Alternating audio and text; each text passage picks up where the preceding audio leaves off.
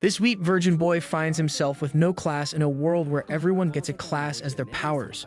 Now he is a loser virgin with no riz and a future as dark as my black hole. In a quiet village, a family eagerly awaits the blessing that will reveal young Aral's class, though he shows little excitement compared to his cheerful sister who insists he will gain the strongest one.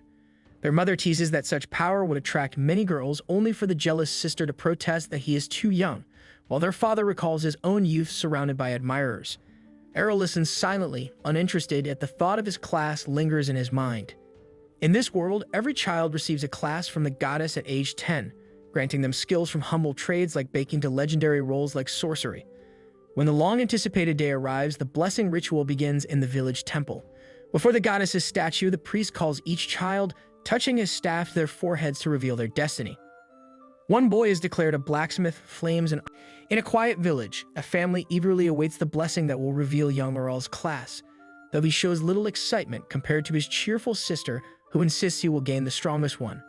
Their mother teases that such power would attract many girls only for the jealous sister to protest that he is too young, while their father recalls his own youth surrounded by admirers. Aral listens silently, uninterested, yet the thought of his class lingers in his mind.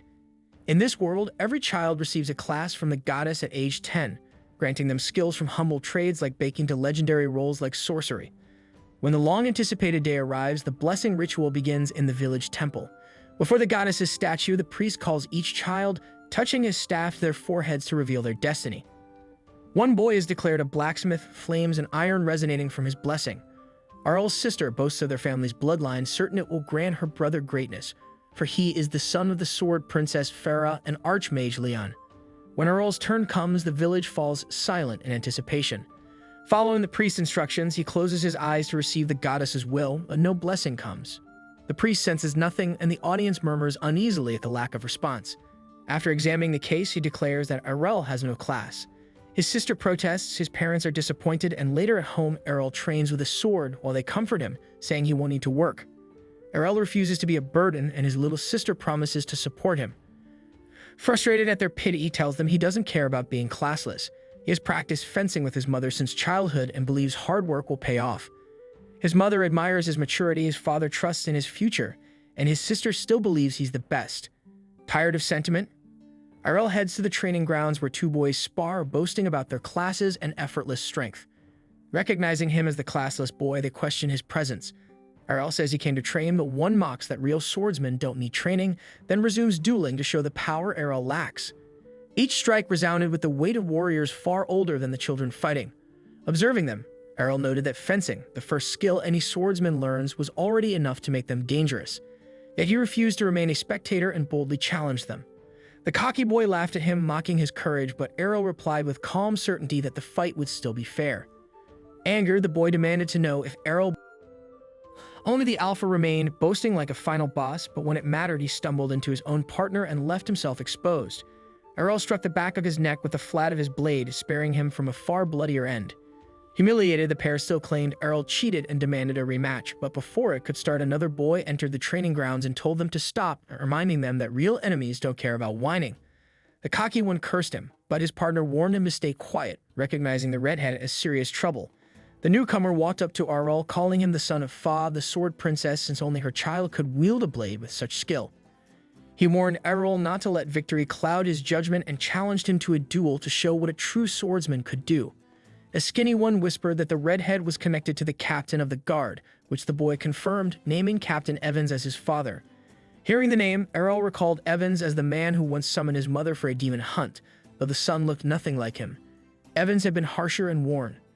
The redhead bristled at his father's name, insisting the captain was both a master swordsman and a respected leader, then sneered that he couldn't see how Aral's mother could be the village's greatest.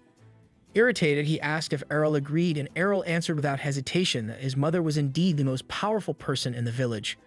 The redhead smirked, boasting that children inherit their parents' strength, so he would crush Aral and prove his family's superiority. With over a year of swordsmanship and mastery of intermediate techniques, he was certain the boy stood no chance. Aral, never one to back down, accepted the duel, and their clash far surpassed the previous match, impressing even the redhead, who admitted it was more even than expected. Still, he had a hidden trump card. Aral noticed his opponent's anger made him reckless, leaving openings, and he moved in for a counter. But the redhead unleashed his twin blade slash. Errol blocked the first strike, yet the second tore through his divine protection. Reeling, Errol couldn't understand how two blows landed at once. Seizing the chance, the redhead sneered that a classless like him could never guard against such a skill, though he admitted the boy had guts. Days later, Errol was jolted awake by his little sister, who became the victim of an accidental headbutt in his half-asleep panic. At breakfast, she pleaded with him not to push himself so hard, promising one day to create a peaceful world for him. Her words made him laugh warmly before leaving. Afterwards, she worried about his nightly training, always returning battered. To comfort her, Farah showed a chest full of broken swords, proof that Errol's hardships only sharpened his strength. His sister, though reassured, vows to make the world better for him, while Errol devotes himself to training and masters the twin blade slash, a move he learned by enduring blows on purpose. When a goblin ambushes him, he swiftly ends it with that very technique, but a chilling roar from the forest warns of greater danger. As the village fears an attack, Errol rushes to the guards until a child's desperate scream pulls him into the woods, where he finds the wounded redhead and a towering hobgoblin surrounded by slain goblins. Realizing that timing and footing are key, Errol steadies himself and perfectly executes the twin blade slash, defeating the monster. He then offers his own flask of holy water to restore the redhead's protection. Grateful but curious, the redhead demands to know how a classless fighter mastered such a skill. Errol explains it was relentless training and observation during their duel, where he endured strikes to learn the technique. Declaring he still wants a rematch, he challenges the redhead, who finally agrees. With no hesitation, the two clash again, unleashing the twin blade strike simultaneously. Errol's technique carried a hidden third slash, so when both fighters' strikes canceled out, his final blow broke through and hit its mark. The redhead scoffed, pointing out the move was called twin blades, not triplets, but Errol shrugged, saying names didn't matter, only how the skill could be shaped to serve better in battle. The redhead refused to take advice from someone without a class. He remembered his father, Captain Evans, who had taught him fencing, and swore he could not lose to a boy the goddess had deemed unworthy. Determined, he raised his sword again, but despite vowing to guard against that extra strike, he fell for it once more and lost. Gasping, he asked if Errol had gone easy on him before, because this time his speed was unmatched. Errol shook his head, explaining that the redhead's strength had forced him to face his own limits and grow beyond them. Days later, over tea, Farah told the family that Evans' son had departed for Bree, the City of Swords, where she herself had once joined a guild before marriage. The news stirred something inside Errol, who longed to follow a similar path. Yet the doubt lingered. How far could someone without a class really go? Even so, he knew the only way to learn the answer was to try. Calmly, she explains her class demands agility and freedom of movement, yet the argument quickly heats up. Before it escalates, orcs ambush the carriage, led by a towering orc king. The driver urges the adventurers to fight, but the barbarian refuses even when a mother begs for help, shoving her aside. The dual-blade swordswoman too abandons the carriage. At last, a silent young man who has yet to speak steps forward. As his hood falls back, the others realize it is Errol. His movements through the orcs are breathtaking, a dance of blades so fluid and precise it seems like art rather than combat. When he breaks free from dozens of enemies, the driver recognizes the legendary blade dance, a technique of the sword princess class, one said to belong only to women. Errol finally confronted the Orc King, and with a blazing leap, drove his blade through the creature's skull before calmly telling the driver to resume their journey to Brescia so he could continue training. The driver, still stunned, suggested Errol might already be strong enough, but a curious boy asked what class such a warrior belonged to. When Errol revealed he had none, everyone was left in disbelief. 5 years earlier, he had trained in the yard with his mother, who noted that his strike resembled the twin blade slash. Though doubtful a classless child could perform such a feat, she listened as he explained he had mastered it through practice alone and sought to learn more, asking her to teach him sword princess techniques so he could one day travel to Brescia and understand them fully. Smiling proudly, she declared him a prodigy.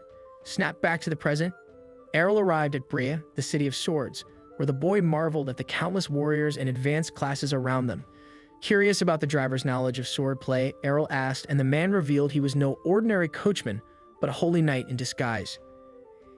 Errol sometimes takes carriage work to clear his mind, though he never imagined living that way. The driver suggests he join a guild since swordsmen in Brescia earn their keep through tournaments that require guild membership. Errol agrees, wanting to fight the strongest warriors, but the knight warns him that some guilds hide ruthless sides. After parting, Errol explores the city, spotting knights recruiting for the cavalry and women welcoming all blade users to the sword road. Suddenly, a girl bumps into him, acting as if she had chased him for ages. shoving a contract and demanding he join her guild. Errol dismisses her, but she clings to his belt, prompting him to remark only a rookie guild would recruit so desperately. She insists her guild is famous and even tempts him with a date, but Errol, annoyed by her arrogance that reminds him of his sister, rejects her. When asked about the strongest guild, she grudgingly admits it's the Black Blade, renowned for its 8-ranked swordsmen. Errol follows the stranger's directions to a grand mansion, introducing himself to the guard and declaring his wish to join the Black Blade. Directed to the reception desk, he lines up with other candidates for the admission exam, eager for his chance. When asked about his class, he admits to being classless, earning ridicule since only advanced swordsmen are accepted. The clerk dismisses him despite his insistence that he could pass the trial, unmoved by pleas for an exception. Attention shifts as an A-ranked swordsman enters, impressing the crowd while Errol is left ignored and unwanted. Every guild he approaches rejects him outright, denying him any chance to prove himself. In despair, he recalls the letter of recommendation from his mother, urging him to seek her old guild for support. Just then, the persistent girl reappears, inviting him again. When he refuses, she shocks him by kneeling, begging, and even promising to lick his boots if he accepts. Unmoved, Errol rejects her once more and storms off, leaving her humiliated yet still urging him to seek her old guild for support. Just then, the persistent girl reappears, inviting him again. When he refuses, she shocks him by kneeling, begging, and even promising to lick his boots if he accepts. Unmoved, Errol rejects her once more and storms off, leaving her humiliated yet still unwilling to give up. Since they were already near her guild's hall, she insisted Errol visit. The vast building impressed him, though its emptiness raised questions. Reluctantly, she confessed their decline. Once great, Dragon Fang was now among the city's weakest guilds. Still, she vowed its glory would return under the King of Two Swords. That name struck Errol, reminding him of his mother's stories about her guild's leader, who had named it after his own technique. Realizing this was her guild, Errol agreed to join. She led him inside where her father sat slouched with a bottle. Scolded for drinking again, the man missing an arm dismissed Errol at once, declaring the guild doomed. The girl explained his past as one of Bree's 2 greatest swordsmen, ruined by his injury and drink, and assumed Errol would walk away. Instead, he shocked her by insisting on joining, since no other guild wanted him. Elated, she produced the contract.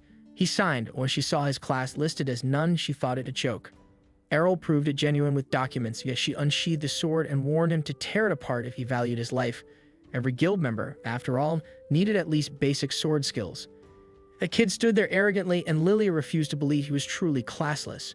Her shouting brought another woman into the room. "Lilia, what is going on?" she asked.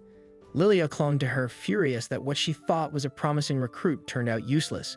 At her words, Reiner looked closer at Errol and recognized him. They had trained together as children in the same village. Errol searched his memory, certain he'd recall a woman this beautiful unless she was Evan's daughter, his old red-haired rival. Reiner confirmed it, explaining she was indeed Evan's daughter, and teased that he didn't recognize her because her hair had grown. Errol smirked, hinting other things had grown too. Lilia then realized that this must be the classless boy Reiner once confessed she couldn't defeat. Without hesitation, Reiner challenged him to a rematch. On the training grounds, she opened with the same move from years ago, Twin Blade Slash. Errol expected to counter as before, but this time her strike broke through and hit. She declared her growth and proved it by planting into the ground a sword 5 times heavier than normal, her brutal strength skill making her a fearsome swordswoman. She pressed forward, raining heavy blows that forced Errol on the defensive. Realizing she had advanced to a higher swordsman class and he'd lose if he kept blocking, Errol pulled back to gain distance. Errol judged her speed and felt no real threat. Provoked, Reiner charged recklessly, striking an illusion as her opponent appeared behind her and cut through with impossible skill. She couldn't believe he had mastered the shadow technique, a feat beyond even veteran swordsmen. Exploiting his speed, Errol landed another hit, but her divine protection and courage skill negated the damage. With no choice, he unleashed the counterattack technique his mother had taught him, turning her own strike back and winning the duel. Humiliated, Reiner fled the training grounds in tears after begging for this rematch. Lilia then welcomed Errol into the guild, feigning that she'd trusted him all along. When he asked why the guild seemed broken, she whispered about their crushing debt and the coming battle tournament that could save them. 3 members were required, and with Reiner bound by loyalty to Lilia's father, who had once given her a home, they barely met the minimum. Still, facing 5 opponents worried her. Errol, however, declared it the perfect chance to hone his skills, the very reason he had come to Brecha. From the doorway, Lilia's father listened silently before leaving, moved by the boy's determination. The next morning, Errol wakes and remembers he joined his mother's guild. After preparing, he heads to the hall where 2 teammates are already waiting. Joking that it's been forever since he slept in a real bed, he claims he slept like an angel. When he spots Reina, he figures she's still upset about her loss. Once everyone arrives, Lilia announces that their guild now meets the member requirement and will register for the championship this weekend. Winning could restore the guild's finances. The event is a knockout tournament. Each guild loses when all members are defeated. With 3 to 5 participants per team, everyone present will fight as Dragon's Fang adventurers. Reina doubts they can win, but Lilia reminds her they have 2 B-rank swordsmen, making victory possible. Curious, Errol asks about rankings. Irritated, Reina explains that ranks go from D to A, showing a swordsman's strength. Lilia adds that out of Brescia's 500 swordsmen, only about 20 are A rank, while she and Reina are B rank, meaning Errol, who beat Reina, likely is 2. If they avoid A-rank foes, Lilia says, they stand a real chance. Matchups will be announced soon at the Coliseum. Lilia goes to find out who their opponents will be, while Reina leaves to train. Errol casually calls out to her, annoying her, then asks if she has any abilities besides brute strength. Reluctantly, Reina reveals her skill, courage, which weakens divine protection. Curious, Errol grabs her hand and asks her to strike him so he can learn it. She refuses, confused by his logic, until he explains he must take hits without divine protection to understand courage. Reina insists abilities can't be learned, but Errol reminds her he copied her twin blade slash. Convinced, she agrees and they train together. She doubts he can handle her sword, 5 times heavier than normal, but he lifts it easily, saying strength comes from perseverance. He tells her his twin blade and shadow skills came from hard work, proving effort surpasses talent. Frustrated, Reina admits she's just an ordinary swordswoman, but agrees to train him, warning she won't hold back. Errol jokes about having a strong woman on the team, earning a smack from her sheath. Soon after, Lilia bursts into the guild, gasping as she delivers grim news. Their next opponents are the city's top guild, Black Blade, led by Jorg and backed by 8 A-rank swordsmen. Refusing to back down, she pushes for non-stop training until the tournament, though her confidence falters upon hearing AniRealm may have been injured during Reina's training. When the day comes, Errol still appears, wounds and all. Outside the Coliseum, they overhear bets on the Dragon's Fang versus Black Blade match, with nearly everyone favoring Black Blade since Dragon's Fang hasn't competed in years. Furious, Lilia tries to argue, but Reina stops her. Errol, surprised people can bet on fights, listens as Lilia mutters their odds are 20 to 1. Undeterred, she boasts she's wagered everything, even the guild house, believing victory will restore their honor. Losing means ruin, but she's resolute in defending her father's legacy. Suddenly, mocking laughter rings out. It's Jorg, the shrewd leader of Black Blade. Jorg mocks his old rivals for recruiting a classless man, saying he's only there to support them because it's pitiful how far they've fallen. He set up this guild match so Lilia and her Dragon Fang could earn money if she defeats several A-rank swordsmen. Laughing, Jorg taunts her, but Lilia boldly declares victory will be hers. Amused, Jorg praises her courage and warns they'll see how true it is once the battle starts. The duel between Brescia's strongest guild and its once great rival excites the city. Checking the roster, Errol notices Jorg isn't fighting and assumes an easy win, but Lilia reminds him every foe is rank A calmly. Errol says it's a chance to learn new skills, irritating Lilia, who insists their guild's fate depends on this match. He quietly tells her she's the one who made the bet. The first match begins, Geo of Black Blade versus Errol the classless. The crowd falls silent, stunned that a man without a class dares to fight. Geo scoffs that fighting a weakling isn't worth his time, but reluctantly accepts. With blinding speed, he lunges, seemingly piercing Errol, only to hit a shadow clone. As shadows surround him, Geo charges recklessly, unaware Errol can summon 4 at once. Struck from behind, he collapses as Errol calmly notes his mother can summon 5 with ease. The crowd erupts when the announcer declares Errol the winner. Reina is shocked he defeated an A-rank swordsman so easily, while Errol simply reflects that his thrust still needs work. Watching, Jorg's grin fades. In his next duels, Errol blocks a fierce swordsman's attack, counters with twin slashes, then outmaneuvers a lightning-fast kicker using his shadows, ending the fight with a swift strike from behind. Reina is stunned by what she sees, while Lilia grows ecstatic, convinced Errol might defeat everyone since she herself couldn't. Errol's next opponent, a tank wielding a giant shield, boasts near impenetrable defense through divine protection. Calm and composed, Errol knows he must slowly break through it. Unable to hit Errol, the shield-bearer accuses him of lying about being classless. Errol replies that effort can achieve miracles, but the man laughs, saying no one can surpass someone with a class. Trying to prove his superiority, the tank fakes a sword swing and spins his shield, but Errol reads the motion. his mother's hardest technique, and counters with a kick that disarms him. When asked how he learned it, Errol says he picked it up from his previous fight and proves it by striking the man's stomach with his shin.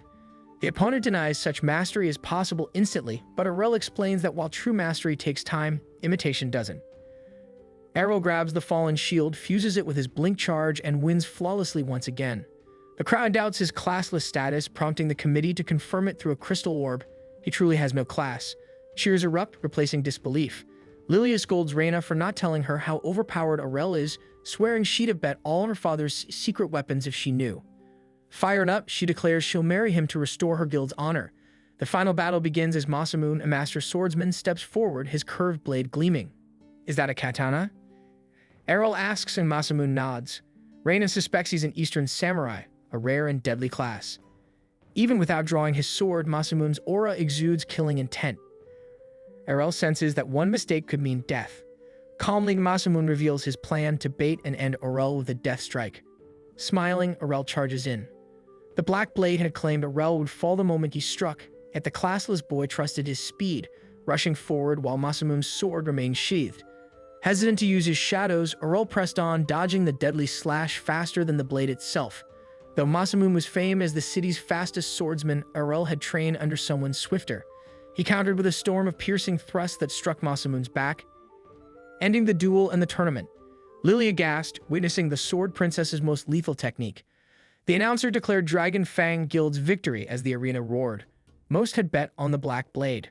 Lilia and Reina, having backed Errol, celebrated their winnings with joy. When Errol exited the ring, Lilia lunged to hug him but fell as he instinctively dodged. Reina nearly did the same but pretended she meant it. Errol teased her to remove her armor if she really wanted a hug. Lilia boldly said she'd remove everything, only to hit the floor again after another dodge. From afar, Jord watched in silence, vowing not to let this slide. That evening, after returning to the guild house, the group celebrated with drinks. Errol was surprised to learn that Lilia was old enough to drink, though she proudly insisted she was a grown woman. Still amazed that Errol had single-handedly defeated 5 ranked swordsmen from the top guild in the country, Lilia decided he was her way out of poverty and tried to seduce him by proposing marriage and promising to fulfill his desires. Errol calmly rejected her, saying he preferred someone like Reina instead. Reina blushed and scolded him for teasing her just to reject Lilia, but Errol was serious, asking why she thought he was joking. She reminded him that he once called her a man during their childhood sword fight, claiming she lacked womanly charms. Errol disagreed, clearly noticing otherwise. Lilia realized Reina had no idea how to use her charms and didn't see her as a threat, so she boldly began rubbing Errol's leg, saying he must be tired and inviting him to her room. Reina, flustered, told her to stop being indecent, but Lilia only smiled and said she was merely offering him a well-deserved massage. To her surprise, Errol says he'd rather get a massage from Reina, which actually means getting beaten up by Reina in the training ground as he struggles to learn her reinforcement magic that she uses effortlessly. Watching from the balcony, Lilia wonders if Errol even knows what a massage really is. The noise wakes her hungover father, who storms down, complaining that they shouldn't vent their frustration over losing before the tournament even starts. Lilia corrects him, saying they actually won against the top guild. Thinking their opponents must have sent weak recruits, he's stunned when Lilia adds that Errol beat them all alone and left them in tears. Shocked sober, he stares at the bruised Errol, questioning his strength. Lilia cheerfully reveals she bet on Errol and hit the jackpot, clearing their debts and funding the guild. Her father warns that if Errol's that strong, bigger guilds will steal him away. Lilia just smirks and says he can't be poached. She's planning to marry him. Errol refuses to do what's suggested and instead turns to Lilia's father, saying that while Lilia might be stubborn, at least she doesn't give up easily. His words clearly target her father, who glares at him dangerously, but Errol keeps going, telling him to stop sulking and act his age since he still has one hand to wield a sword. Enraged, her father grabs Errol by the collar and warns him not to speak about things he doesn't understand, declaring that a dual-wielding swordsman who can't dual-wield is just a waste of air. Errol argues that he disagrees, saying he's a classless swordsman still striving to rise. Her father shoves him away and storms upstairs. Lilia and Reina rush to Errol, worried, and Lilia apologizes for her father's behavior while thanking Errol for standing up. Errol admits her father is still incredibly strong despite his injury and thinks it's a waste for such talent to go unused. Determined, he vows to motivate Rod to take up the sword again. Hearing this, Lilia suggests he try nearby dungeons to gain experience. When Errol looks confused, Reina explains that dungeons are monster-filled underground caves packed with traps, perfect for training, gaining skills, and real battle experience before the sword god. Arel is confused until Lilia explains that the city hosts an annual tournament for the best swordsmen to prove their skill. She hands him a form to join, but to Reina's shock, Arel tears it apart. When Reina asks why, he says Lilia tried to trick him into signing a marriage certificate instead. Lilia laughs, saying it was just a joke, but Arel, fed up, puts her in a chokehold to teach her a lesson. The next morning, he wakes to find Lilia trying to assault him, dodges her, and ties her to the bed before leaving. Later, the group heads to the dungeon where Lilia explains the teleportation circles that allow travel only to previously reached levels. She claims to have reached level 12, while Reina reached 14. Arel wants to join Reina on the 14th floor, but Lilia says he must reach it first. Though disappointed, Arel agrees to her shortcut plan. Lilia then tries to separate him from Reina, insisting she isn't needed, but Arel refuses and insists Reina comes alone. On the first floor, two armored knights attack them immediately. Arel draws his sword and clashes with one while Reina takes the other. He's surprised by the knight's agility despite its heavy armor, but quickly uses his dash step to decapitate it, only to find the armor empty, animated by the dungeon's mana. The headless knight keeps moving, and Reina notes they feel no pain or weakness. Arel targets the legs instead, causing it to collapse, and Reina finishes hers too, warning they'll regenerate soon. Before advancing, Arel asks Lilia about her class, and she proudly says she's a fencer, teasingly offering to teach him in training or in bed, but he ignores her and moves on. As they approach the second level, they hear cries for help and find a bloodied man kneeling on the floor. Reina suggests taking him out, but he refuses, saying his injured friends are still trapped inside. He begs for help, and Lilia immediately demands payment, which he surprisingly provides from his gambling winnings. But Arel grows suspicious. Someone losing that much blood shouldn't even be able to walk, let alone guide them further. Arel realizes the blood and injuries are fake, but keeps it to himself, thinking it might get interesting. The man leads them to a hidden room where a trail of blood ends at a puddle with a single gold coin. Lilia, tempted, reaches for it, and a teleport circle suddenly activates beneath them. Reina instantly recognizes the trap as the man grins, saying he was well paid for this easy job, only to panic when he's teleported too. They find themselves on a floor deeper than the 14th, unknown even to Reina. The man trembles, saying this is where the sword god is said to dwell. A knight clad in rainbow-enchanted armor appears, making Lilia scoff at the sword god legend, but Arel senses real danger. He pushes Lilia aside just as the knight unleashes a slash powerful enough to shatter dungeon walls. Arel blocks the next attack, slammed into the wall but alive thanks to Reina's reinforcement training. As the knight darts back with incredible speed, Arel steadies himself and smirks, ready to test his limits. Arel's sudden move shocks his party as he uses Divine Step to close the distance and unleashes a rapid assault on the knight, whose defense barely holds. Forced to retreat, the knight triggers a gravity skill that crushes everyone to the ground.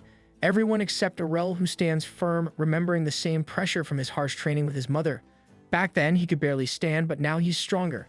He flicks a gold coin to nullify the effect, creating an opening and using his strongest ability, Infinite Break, to shatter the knight into pieces. Afterward, he restores his strength with holy water, and the group exits the dungeon via teleportation. At a bar, Rod overhears three men boasting about tricking new Dragon Fang Guild members into a deadly trap. Furious, he smashes their table and demands answers, only for Jorg to mock him as a drunk. Realizing Jorg's involvement and fearing for his daughter, Rod attacks but is easily tossed aside, left in despair. Just then, Lilia enters with Arel and Reina alive and hungry. Overwhelmed, Rod embraces his daughter in relief. Reina exposes Jorg, saying his men confessed everything, but he denies it, claiming dungeon safety is each person's responsibility, a point Arel begrudgingly acknowledges. Rod vows revenge, but Jorg dismisses him as a washed-up drunk and leaves, while Arel silently wonders what new schemes await them. A few days later, Lilia receives a scroll listing the preliminary brackets for the tournament. Her heart sinks when she discovers she's in the same bracket as Arel, knowing she has no chance of winning or representing her guild. Arel, unfamiliar with the prelims, listens as Reina explains that due to the massive number of participants, the city holds preliminary rounds divided by dice rolls, with winners from each bracket advancing to the main tournament. When Arel checks the scroll, he sees that Reina is in a different bracket, and she quietly thanks the gods for sparing her from facing him, praying for an easy win. Arel teases her about her daddy issues, prompting Lilia to cut in, reminding them they need more dungeon training. Arel, tired of it, refuses, but Lilia playfully insists she needs a strong man to protect her. Reina, unimpressed by her act, decides it's time Lilia learns some independence. Before they can leave, Rod bursts in dramatically, hugging his daughter and warning her to stay safe, fearing Jorg's possible return. Seeing the worry in his eyes, Lilia promises to be careful and leaves, while Arel stands by, silently judging Rod's overprotectiveness. Rod insists he still has time to change and be a better, more protective father, but Arel only smiles, saying it's never too late to be kind before leaving. Weeks later, the prelims begin amid roaring cheers as swords clash and sparks fly. One by one, contestants are eliminated, and even Lilia loses before facing Arel. Disappointed, she sulks, wishing she had at least reached the finals. Arel, unfazed, tells her she worried for nothing since they were in the same bracket and she would have lost to him anyway, making her even sadder. Still, she gathers herself and warns him to stay alert. The other finalist has a few tricks. Arel shrugs it off, confident he's seen everything in dungeon battles and doubts anyone can surprise him. Lilia insists the red-haired swordsman is a magic swordsman who strengthens attacks with mana, surprised that magic is allowed in a swordsman's tournament. Arel listens as Lilia explains that anyone in a guild can join regardless of class. The announcer then calls Arel's name and Lilia wishes him luck. Arel steps into the arena and faces a red-haired girl who confidently declares herself a magic swordsman, warning him not to complain about her magic use since it's part of her class. He calmly replies that he doesn't mind. Whoever's stronger will win. As the match begins, she immediately hurls fireballs, forcing Arel to dodge, deflect, and cut through the barrage with sharp precision. Her mana seems endless, but he skillfully closes the distance and swings, only for her to block and counter with another fiery blast. Observing her seamless switch between melee and magic, Arel remarks how convenient it is. She arrogantly calls him a classless nobody, but he counters that she's a jack of both arts, mastering neither. Furious, she enchants her sword with flames, claiming only true magic swordsmen can do so. She slashes, sending flames chasing him, yet Arel calmly evades and strikes back, though her unpredictable attacks make it hard to predict her next move. Still, he acknowledges her talent, noting she must have trained hard. Arel soon stops moving and effortlessly demonstrates true mastery, deflecting every flame attack without taking a step. He remarks that while her swordsmanship may surpass Lilia's, she's still far from her potential, barely above NPCs. Humiliated, the girl loses focus, giving Arel the chance to unleash a twin slash that extinguishes her flames completely. Before she can react, he blinks behind her and knocks her out with his pummel. The crowd cheers as the judges declare Arel the winner of the fourth block, but his mind stays on the techniques she used, eager to learn them. Days later, the final tournament approaches. Lilia wakes her father, urging him to come cheer for Arel and Reina, both main tournament contenders. Still in bed, Rod refuses, uninterested. Lilia provokes him, asking if he's afraid of facing Jorg, which instantly sets him off before he regains composure. Softly, he admits that he tried wielding his sword again, but realized he's grown so rusty he might not even win the Sword God tournament anymore.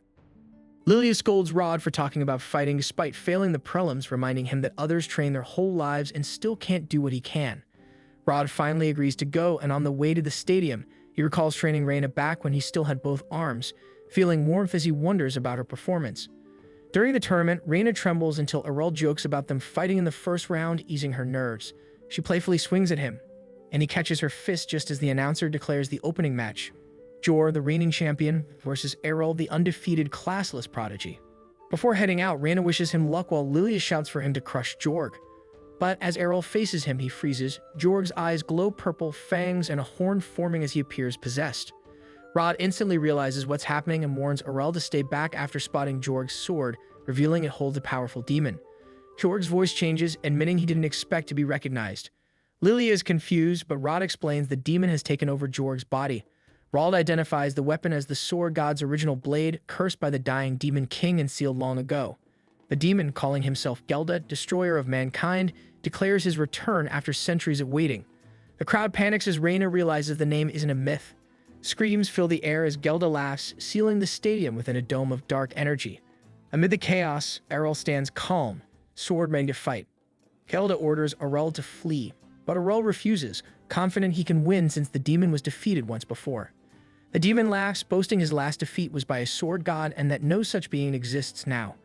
Arel replies that his mother was one and claims he can still prevail without the title. Mocking him, the demon's laughter halts as Arel suddenly charges, forcing him to retreat. Shocked, the demon realizes Arel is using the divine step, a move only sword gods can perform. Arel's relentless strikes come from every direction, but the demon smirks, saying his sword emperor's body makes such attacks useless. He leaps and slams Arel into the ground, thinking he's won, yet Arel rises unharmed, hardened by his training with Reina. Gelda hesitates, attacks again, but Arel deflects easily and unleashes his infinite break, a storm of slashes from all sides. Overwhelmed, Gelda trembles as he understands Arel truly wields the power and skill of a sword god he once thought extinct. Before Arel could form a plan, he struck the demon with a powerful slash, sending it crashing into the ground in a cloud of dust. The crowd cheered, believing the demon god was defeated. But Gelda lived on. The sword was his true body, and Jorg had merely been his vessel. Seeking a new host, Gelda lunged toward Rod. Arel pushed Reyna aside as Rod shielded his daughter. When the dust cleared, Rod held the demon's sword and seized Lilia, pressing the blade to her throat. Realizing too late that he should have destroyed the sword, not Jorg, Arel cursed himself. Gelda warned him not to move, but Arel stepped forward calmly, insisting Gelda couldn't harm Lilia. Reyna watched in confusion as Gelda's hand froze mid-strike. Arel declared that Rod's will was far stronger than Jorg's, making possession difficult. Rod drove the sword into the ground, freeing Lilia while resisting Gelda's control. With one final surge of will, Rod hurled the weapon to Arel, who slashed it to dust, destroying the demon forever. After the Sword God Cup, Rod starts training the eager new recruits who join after Arel's win. He spares no mercy, beating them easily and scolding them for relying too much on skills with no defense. Most flee in fear, while Deal hides behind a wall, whining that he didn't expect such brutal training. Lilia catches him, scolding him for slacking off and reminding him that he joined to change, not to hide. Deal complains that Rod's training is downright cruel, but Lilia smiles, admitting her father's passion has grown since Arel's return, and it's all thanks to him. When she mentions Arel, Deal asks where he is, and Lilia awkwardly admits that Arel quit the guild. Her laugh turns to tears as she wonders why he left her behind when they were supposed to marry, lamenting that even Reyna left to follow him. Meanwhile, Arel rides a carriage toward his hometown. The driver remarks that no Sword God Cup champion ever vanished right after winning, but Arel says there's nothing left for him there. He wants to return home and test if he can finally beat his mother. The driver laughs, teasing that even the great champion fears his mom. Later, Farah tends her roses, saying she should make a bouquet to celebrate her son's return. Arel, who is sneaking up behind her, realizes he's been caught as she smiles, noting that he's grown stronger. She only sensed him a moment ago. Arel told Farah he'd won the Sword God Cup, and she proudly said he was following her path. Before he could reply, she vanished and reappeared before him, pressing a rose to his face. Realizing he'd be done for if it were a blade, Arel knew she saw through him. Farah confirmed it, reminding him she was his mother, then suggested moving their spar to the mountain's training grounds to avoid wrecking the house. Arel agreed, and once there she vanished again, eager to test his strength. He blocked her sudden strike, and she assured him she wasn't holding back. Recognizing her divine steps, Arel attacked first, mixing divine air slice and twin blade slice, which she easily deflected with one swing. When he asked what skills she used, she said she no longer relied on skills, something she'd learned from him. Admitting her strength, he charged again. The villagers, hearing the noise, thought a monster and appeared as mother and son clashed fiercely in the sky. When Farah used divine presence to paralyze him, Arel resisted, saying it no longer worked, pushing her to fight seriously. They met head-on, both using infinite break, ending the battle instantly. Meanwhile, Reyna arrived at the empty village, assuming everyone had fled after the commotion. She reached Arel's home, where a girl named Mira greeted her. Thinking she was Arel's sister, Reyna introduced herself and asked for him, but Mira snapped that her brother wasn't into cows like her and tried to shut the door. Reyna stopped her just as Arel and Farah returned. Mira ran to Arel, confirming she was his sister. When she asked why they looked worn out, Arel said they had a match, and Farah admitted she lost since he'd grown strong. He added it was a close fight. Reyna praised him, mentioning his mother was a sword god, but Arel said she was past her prime. Farah protested, teasing she wasn't old, then nudged Arel to introduce her to the lady at the door. Over tea, Farah said she wanted to ask about his time in the City of Swords, but preferred to hear about his and Reyna's story instead. Mira complained about that cow, confusing and embarrassing Reyna until Arel explained they'd lived together in the city, delighting Farah but clearly annoying Mira. Reyna, flustered, hastily explains they only lived together as guildmates. When Arel asks why she came, she says he shouldn't have left the guild so abruptly. He replies he left a resignation letter, but she insists he should have at least said goodbye. Arel explains he'd learned all the sword skills he needed, so it was time to move on. Reyna sighs, and Farah comments it's nice she came all this way, thinking she worried about Arel. Reyna says she's from this village too and also came to ask Farah to take her as a disciple. Suddenly, a man bursts in, warning of a disaster on the West Mountain, trees downed, ground split apart. Farah and Arel instantly realize it's their doing. Farah quickly covers it up, claiming they just defeated a monster there. The man, Evans, believes her and says he'll tell the evacuees to return. Spotting Reyna, he's surprised, and Farah reveals she's his daughter. When he asks why she's here, Farah jokes Reyna wants to learn how to be a good wife, making Evans tear up. Reyna panics, denying it and saying she only wants to become a better swordsman. Farah laughs, saying she can teach her both. Evans admits he feared for Reina's future after his wife's death, having only taught her swordsmanship, so he's relieved when Farah offers to teach her housekeeping and make her a proper lady. His gratitude brings him to tears before he returns to work, leaving Reina feeling she had no say. Meanwhile, Errol visits his father, Leon, who's engrossed in magic research and teasingly asks if Mira's shouting means Errol brought home a cute girlfriend. Errol corrects him. She's beautiful, shocking Leon, who grows excited. Ignoring him, Errol proudly declares he beat his mother in a duel and now wants to learn magic. Leon immediately tells him to give up, but Errol refuses. At the same time, Farah teaches Reina to cook, only for her to mishandle the knife and shatter the table and Mira's favorite mug. Embarrassed, Reina admits she never cooked at the guild. Farah decides to start from scratch, saying mastery of mind and body requires discipline in daily life. She happily adds that having Reina feels like gaining another daughter, but when asked about her real one, she explains are left to create a world where classless people could live freely. Reina acknowledges the discrimination yet doubts someone as strong as Errol should worry about it. Later, Errol helps Leon fix the broken table and asks why he doesn't use magic. Leon jokes that Farah likes the smell of wood, then uses magic to repair the mug for Errol to see. While tidying, Leon warns him to stop pursuing magic since only those born with mana can use it. Errol insists he can, recalling Reina's past victories over him in training. He explains how after getting hurt, Lilia gave him an old medicine that wasn't poison but made him feel like he regained something, perhaps mana. Realizing this, Leon excitedly agrees to teach him. Following his father's guidance, Errol gathers energy in his palm until a faint light appears before he collapses from exhaustion. Leon catches him saying he's a sword champion but a beginner in magic and must build his mana like a muscle. As Errol passes out, Liam quietly admits he never wanted to tell him to give up, knowing his son always pushes beyond limits. Tears fill his eyes as he calls Errol the best son he could ever ask for. Once recovered, Errol buys every mana potion he can find and trains his magic relentlessly. 6 months later, Leon is astonished. Errol now has mana equal to a newly blessed spellcaster. Thinking he can finally use magic, Errol is told there's still one problem. Leon shows him a magiscript, explaining that magic requires knowledge of spells written within it. Skilled mages can recall these spells instantly, but since Errol lacks skills, he must form and recite them manually. Leon adds that only the city's magic academy could help him, though he must first reach the required level to enter. Intrigued, Errol asks to learn more. During dinner, Farah praises Reina's improvement in cooking and swordsmanship, and Errol notices how fond his parents are of her. Reina smiles, saying her own family might have been like this if her mother were still alive. Leon then tells Farah he'd do anything for her and casts a glowing heart that bursts into radiant birds, leaving everyone in awe. Reina keeps training at Errol's house, and before she realizes it, 3 years have gone by. Her future mother-in-law adores her handmade tea, and even Mira has stopped calling her a fat cow. Everything seems peaceful, until one morning when Mira goes to wake Errol and returns in tears, clutching a letter. When Reina asks what happened, Mira hands her the note, which reads that he is going to the City of Magic. After all these years, Errol remains as nonchalant as ever. Though hurt by his sudden departure, Reina understands him. It's just who he is. Farah, worried that Reina might run off to find him, insists she stay, and Reina promises she will.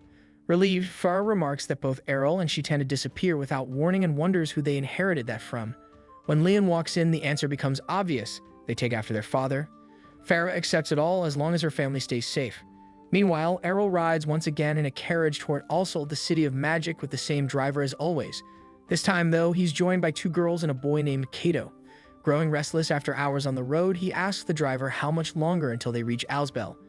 The driver mentioned that the trip would take 2 more days and casually asked Errol why he was headed to Alsel. Kaito, a young boy traveling with 2 girls, guessed that Errol planned to enroll in the Institute of Magic, though he found it odd since Errol looked far too old to be a first-year student. The girls, Kufa and Colette, were Kaito's companions, and they too were on their way to join the Institute. Kufa, the blue-haired one, suspected that Errol must have failed the entrance exams for several years, explaining his age. Soon after, Kufa and Kaito started bickering over something trivial, forcing Colette, the quieter and more anxious of the 3, to plead with them to stop. Her intervention only made things worse, and the 2 snapped at her in frustration. Observing them, Errol realized they were new magic students who had likely just received their blessings and become wizards. When the argument finally settled, Kaito turned back to Errol and asked which type of magic he specialized in.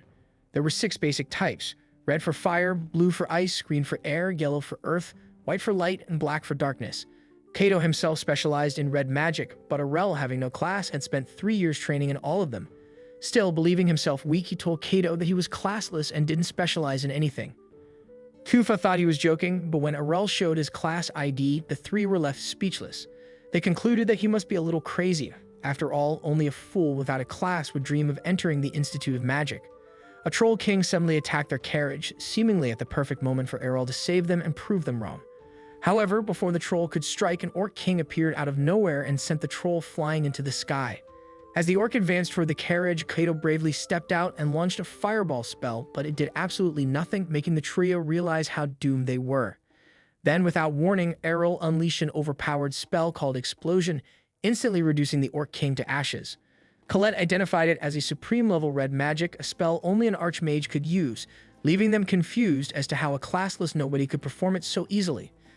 Kato assumed Arel had lied about being a student and was actually a teacher at the academy, so he dropped to his knees and begged for forgiveness. Arel tried to clarify the misunderstanding by showing his class ID again, but the group dismissed it as fake, convinced he was a secret agent concealing his true power. Realizing it was pointless to argue, Arel simply accepted their assumptions. When they finally reached the City of Magic, Arel walked off without saying goodbye, but Kato, acting like a loyal puppy, started following him around, much to the embarrassment of his two friends. The girls suspected Arel had cast some charm spell on Kato, so they decided to watch him closely to make sure he didn't pull anything suspicious. Arel overheard everything the girls said but chose not to correct their misunderstanding, staying true to his laid-back nature. On their way to the academy, Kato explained that students were divided into divisions according to their magic type. Colette, for instance, would join the green magic school, while Kufa would be placed in the blue one, provided they passed the entrance exam. Assuming Arel specialized in red magic, Kato dragged him toward the red magic division. The girls went the other way, and at the reception desk, Kufa handled the registration. This time, Arel's application wasn't rejected for being classless. With their applications accepted, they proceeded to the training grounds for the entrance test. The test was straightforward. Hit the statue with a fireball spell to pass. Before they began, a boastful young man appeared, flaunting his status as an advanced class mage. He demonstrated his skill with an eruption spell that barely damaged the statue and waited for praise. Instead, Kato loudly claimed that his friend Arel was far stronger. Coincidentally, it was Arel's turn next. Determined not to fail, he cast the same eruption spell, but his attack melted the entire statue, leaving the crowd speechless. The arrogant boy, unable to accept what he saw, accused Arel of cheating. Arel remarked that the eruption spell wasn't strong enough to melt the statue since it was made of mithril. Arel agreed and explained that he had modified the spell by condensing all its power into a single line, amplifying its strength 100-fold. Impressed by Arel's skill, Kato became determined to become his disciple, but Arel ignored him and moved on to the next test sites, excelling in multiple elements. At the Blue School of Magic, he arrived just as Kufa finished her test by hitting the statue with a simple water ball spell. When his turn came, he used Ice Edge, completely shattering the mithril statue and leaving everyone speechless, though he himself remained indifferent and simply walked away toward the Green Magic School. There he found Colette crying in a corner, too nervous to even complete her registration. Curious, Arel, who had never experienced nervousness, asked her what it felt like. As she explained, he unknowingly offered her words of guidance that helped calm her down. Together, they proceeded to the training grounds, where the test required spinning windmills using wind magic. Arel's tornado spell was so powerful it tore the windmill apart, astonishing everyone. Encouraged by his earlier support, Colette managed to find her courage and passed her own test. Meanwhile, Arel continued on to the yellow and white schools of magic, clearing both with ease. The final school Arel needs to conquer is the Black School of Magic, which, to his surprise, looks like an old, crumbling ruin. As he heads toward the reception desk, he encounters a woman searching for her pet Gooey. Hearing a faint sound coming from a nearby box, Arel tells her to check it, and she discovers Gooey inside. She explains that the creature is actually a chimera she created herself, which unsettles Arel, though he pretends to stay calm. Moments later, a skeleton suddenly appears and greets him, claiming to be part of the staff. Startled, Arel instinctively decapitates it, only for the skeleton to complain about his rudeness. Introducing herself as Latalia and the office clerk, she informs him that anyone can enroll in the Black School of Magic, no entrance exam required. Thus, Arel becomes a student without even taking a test. Soon after, his trio of companions arrives, insisting he must choose only one school to attend, but Arel, ever the rebel, declares his wild plan to study at all 6 schools of the Institute. Arel proudly shows the group the identification cards he got from all the schools. Surprised, they ask if the schools don't share information, and he explains they don't, as student data isn't exchanged between them.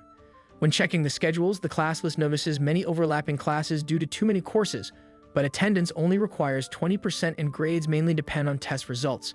Colette points out that attending classes is still important since recent material isn't in textbooks and teachers often give key details.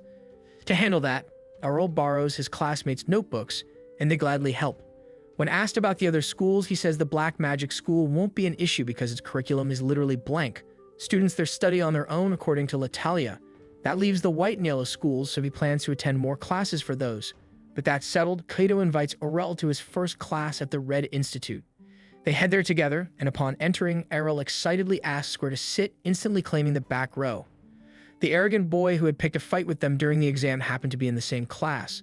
Though humiliated and stripped of his confidence, he still raised his voice, refusing to believe that a mage like him could be weaker than a conjurer like Aurel.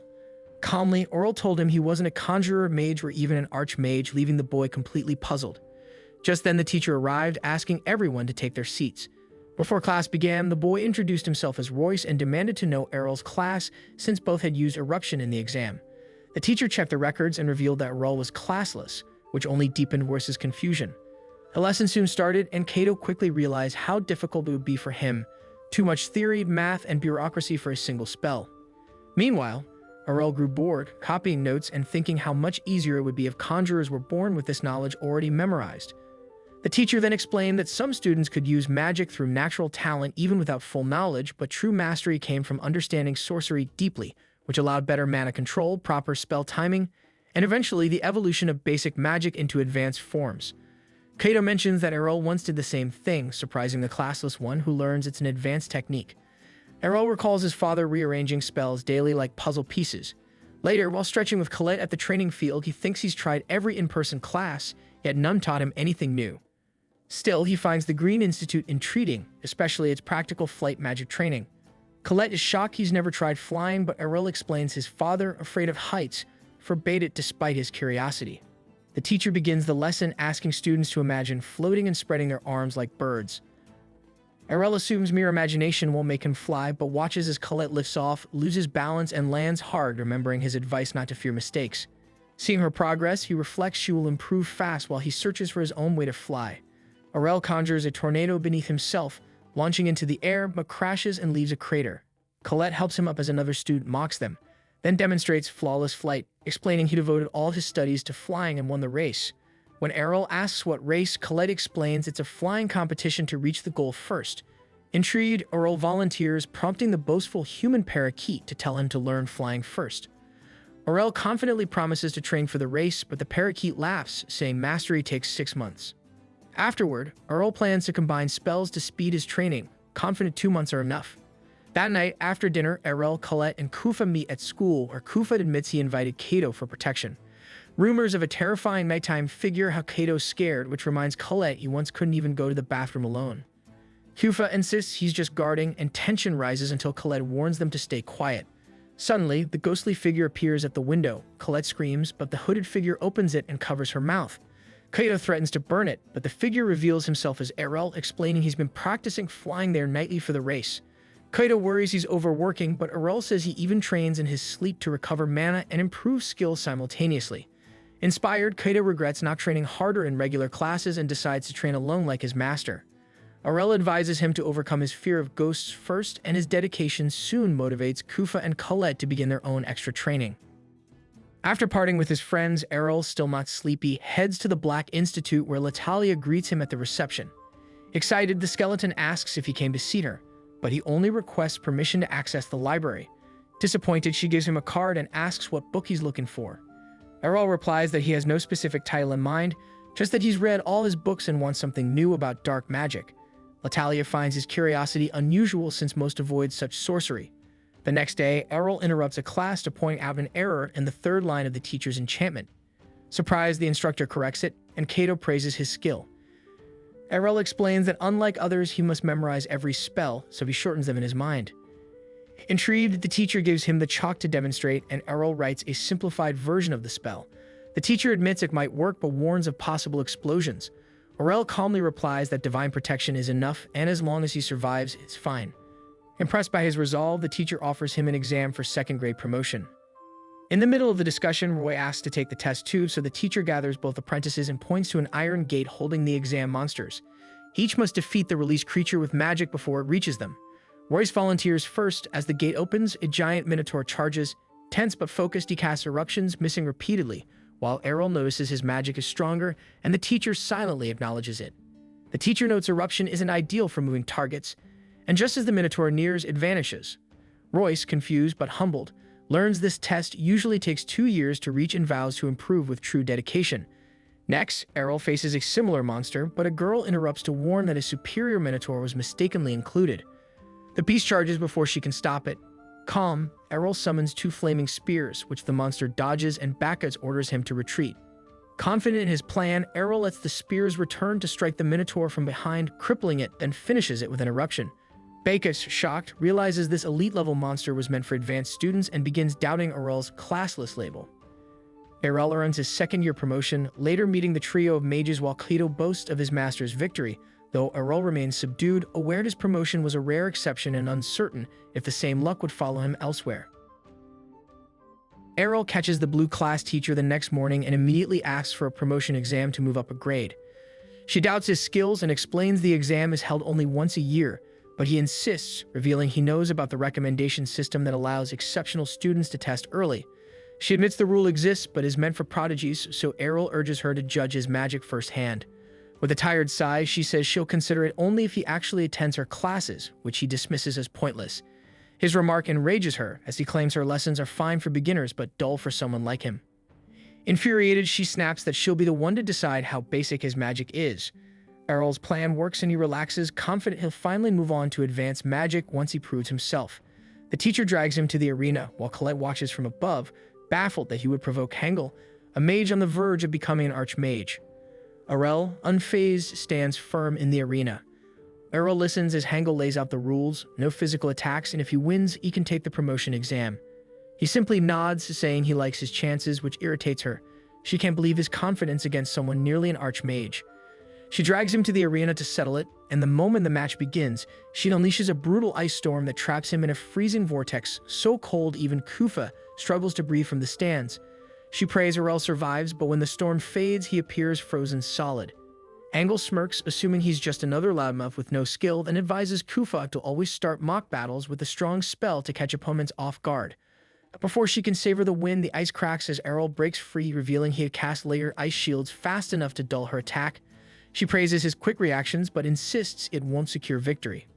Errol replies that they'll only know if he tries forming ice shards. Hangul dismisses them as beginner magic, but Kufa is stunned when Errol doubles the number, far more than she can produce. Errol's first attack makes Hangul smile. It's impressive for a new student, but nowhere near enough to trouble her. Rather than defend with an ice wall, she meets his spell with her own ice shards, causing both volleys to explode in midair.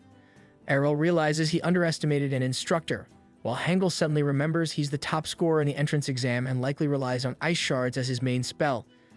She warns him it won't work on her since it's also her specialty, but he insists he won't know unless he tests it. He fires another volley, double the amount, and Hangul casually matches it, claiming she can create hundreds any time. Kufa watches in disbelief, but Errol isn't done. He conjures 100 shards around Hangul from multiple angles, surprising her. Multiplying shards is easy, but redirecting them takes complex spell work. Realizing her own shards can't block the attack, she finally puts up an ice wall. What confuses her is that Errol's shards feel just as strong as before, despite the power usually decreasing with multiplication.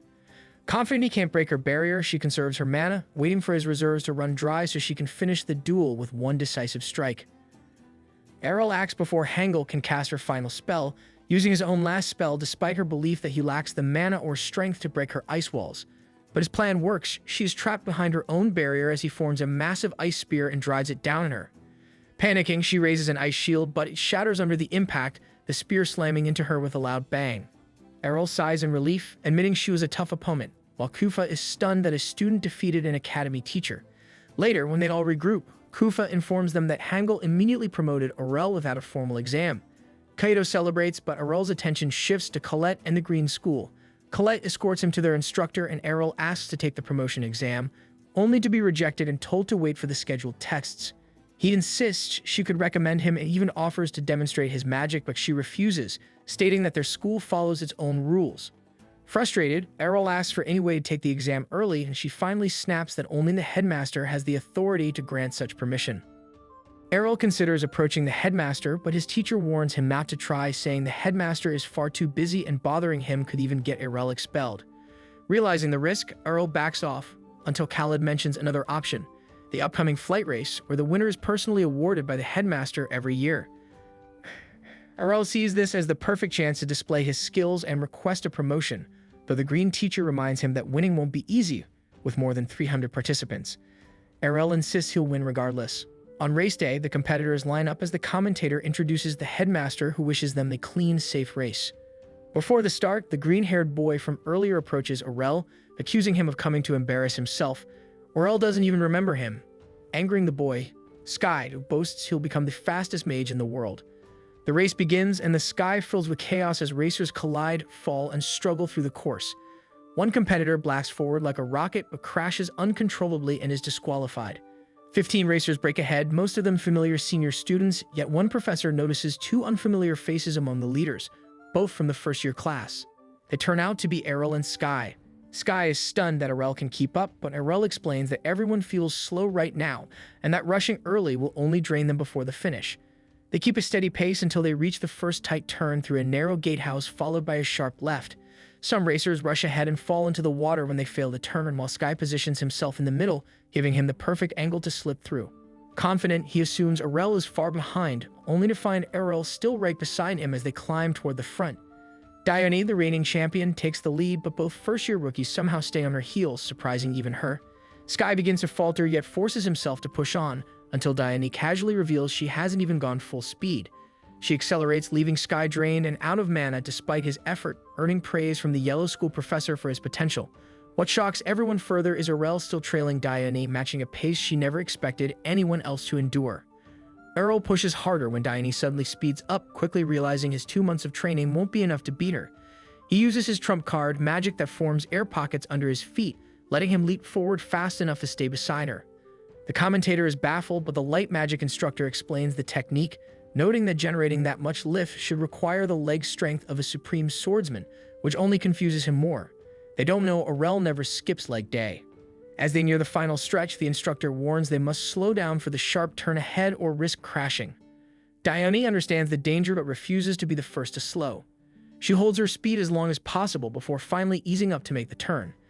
Errol ignores the risk, charges into the corner, and punches an air pocket to pivot sharply, crossing the finish line first. Dione follows in second, and instead of sulking, shakes his hand and wishes him well. Sky eventually arrives in third and collapses from exhaustion. Later, the headmaster awards Errol his medal and certificate, and Errol immediately asks for a promotion to second grade. Pleased, the headmaster grants it, completing Errol's advancement through the green, red, and blue schools, leaving only 3 schools to go. If you're enjoying the journey of this series, please hit that like and subscribe button and turn on that notification bell so you don't miss any updates. All of your support helps me to keep bringing more high-quality recaps.